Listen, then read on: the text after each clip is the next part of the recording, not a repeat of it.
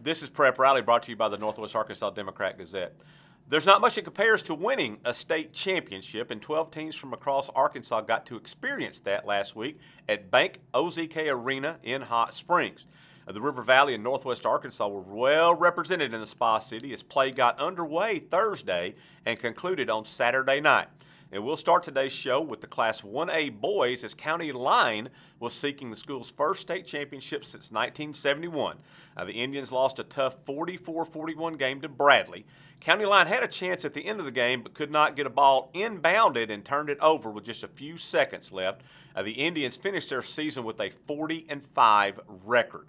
Norfolk won the girls' Class 1A state championship 48-43 against Mammoth Spring. Now moving to Class 2A, the Lavaca Boys were making the program's first appearance in a state championship game since the early 1980s, and the Golden Arrows celebrated in grand style following their 50-34 win against Magnet Cove. Lavaca took control of the game in the second half behind most valuable player Kobe Glidewell, who scored 20 points in the win. So congratulations to Golden Arrows coach Renner Reed and his team, who finished their season 35-2. Now in the girls, Melbourne went wire to wire to win the Class 2A Girls Championship. The Bearcats finished the season 34-0, following its 63-30 demolition of Bigelow, and earned the program's fourth consecutive state title. The Class 3A Girls Championship featured a pair of Titans as 42-0 Bergman took on 32-1 Lamar. And when the dust settled, Bergman's perfect record remained intact after the Lady Panthers rolled to a 66-42 win. Junior Maddie Holt, like she's done all season long, led Bergman's drive to the title by scoring 23 points to earn MVP honors. Holt dominated play in the first half, and Lamar was never able to overcome a big halftime deficit. The championship was the first in program history for the Bergman girls. In the Class 3A Boys Championship game, Osceola downed Dumas 52-43. Now, photos like the ones seen in today's show can be seen and purchased on our website at nwaonline.com/photo. So be sure and check those out online or in the digital edition of the Northwest Arkansas Democrat-Gazette. If you'd like to see more photos like these from the award-winning NWADG photographers, they're featured in the digital edition every day for subscribers to the Northwest Arkansas Democrat-Gazette. Now, the Farmington Lady Cardinals were making their third straight state finals appearance, while Nashville was seeking its first state title in program history. Nashville's Sydney Townsend hit a three-pointer with 3.3 seconds left to lift her team to a 42-41 win. Now, Farmington committed 21 turnovers in this game, and they had difficulty with Nashville's press throughout the game.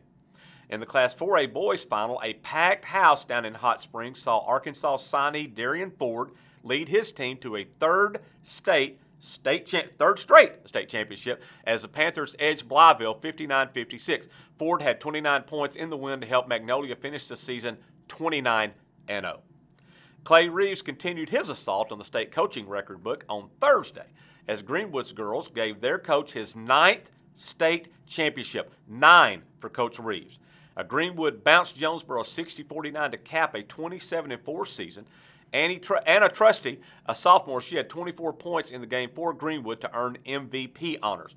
Now, Reeves won 3 of his state championships at Greenland and now has 6 state titles at Greenwood since 2010. Jonesboro made its final season in Class 5A, a memorable one, by rolling over Marion 55-28 to finish the season 28-3, with all 3 losses coming to out-of-state teams. Now, Jonesboro earlier this season also beat both North Little Rock and Bentonville, the teams that were in the 6A state championship game. Now, you can get even more prep sports and news on teams from the River Valley and Northwest Arkansas in our weekly Prep Rally podcast and the River Valley Report. The Prep Rally podcast can be heard on SoundCloud, Apple, Google Play, Spotify, and Stitcher. The Prep Rally podcast drops every Wednesday throughout the school year, and the River Valley Report, which is hosted by Leland Barclay, can be seen every Friday in the digital edition of the Northwest Arkansas Democrat-Gazette. Now, moving on now to the state's largest classification, the Bentonville Tigers tried to take down nationally ranked North Little Rock in the 6A title game, but Arkansas signee Nick Smith and the charging Wildcats proved to be too much. Smith scored 25 points, and North Little Rock rolled to a 65-47 win to complete a 28-3 season. Now, Bentonville's run to the championship game was impressive with 3 straight blowout wins, but the Tigers just could not contain North Little Rock in the second half. Now, in the 6A Girls Championship game, North Little Rock rolled to a 60-38 win against Fort Smith Northside, earning a state title for Alma native Darrell Fimple and his Lady Charging Wildcats. North Little Rock jumped out to a 14-2 lead, and they were never really threatened. Now, despite the loss in the championship game, major props to Northside, which had to replace almost its entire team after winning the state championship last season. That brings us to this week's Say What segment. Spring sports are underway, and conference play has already started for teams in the 6A West. Now, last weekend, the defending Class 6A state champion Bentonville Lady Tigers, they prepped for the start of conference play by crushing a pair of opponents by a combined score of 26-5. But that's not the say what. The say what is the Lady Tigers bashed 11 home runs in the 2 games. Say what? Yep, 11 in 2 games. Trista Peterson homered 4 times, including 3 dingers in the second game. Amber Turner was right behind her with 3 home runs, so that was a big, big power display by the Lady Tigers. Now, moving into spring sports, the Rogers Mounties opened defense of their 6A baseball state championship by topping Fort Smith Southside this week. They got a sweep in that doubleheader to open 6A West play. On Monday, the Mounties claimed a 9-0 win as Madden Dillard handcuffed the Mavericks. Our Leland Barclay covered Monday's game for the Northwest Arkansas Democrat-Gazette. Yeah, they're good. I mean, they do a lot of things right. They play very solid defensively. They do a good job on the mound throwing strikes, and I just thought they came out and we tried to, we always want to stay away from the big inning, but they just kind of nickel and dimed us to death by one here, one here, one here. We never were get to a point where we could throw enough zeros up on the board, and then we just had no answer for them offensively. Also on Monday, it took 4.5 hours and 12 innings, but Bentonville claimed a 3-2 win against Springdale Har-Ber at Arvest Ballpark.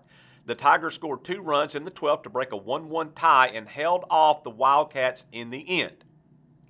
Now, in 6A West softball action, Rogers Heritage blanked Springdale 11-0 on Tuesday. Kelsey Camp homered and drove in 3 runs for the Lady War Eagles. What was it? You know what pitch she threw you when you hit the ball out? I think it was just right down the middle. It was a 3-0 count, and I was just like, okay. You had the green light? No, but I didn't get the take either, so Okay, it's just kind of what I wanted to do. Okay, did you know it was gone off the bat? Or? Yes. Okay, all right. I've been in a hitting slump, so. Talk to me. Oh, you have? Yeah. So tell me about the slump and how what did you do? Voodoo or whatever, rabbit's foot, the slump buster, what did you do? I just kept my head up. I was getting down on myself at the beginning. I was doing great preseason.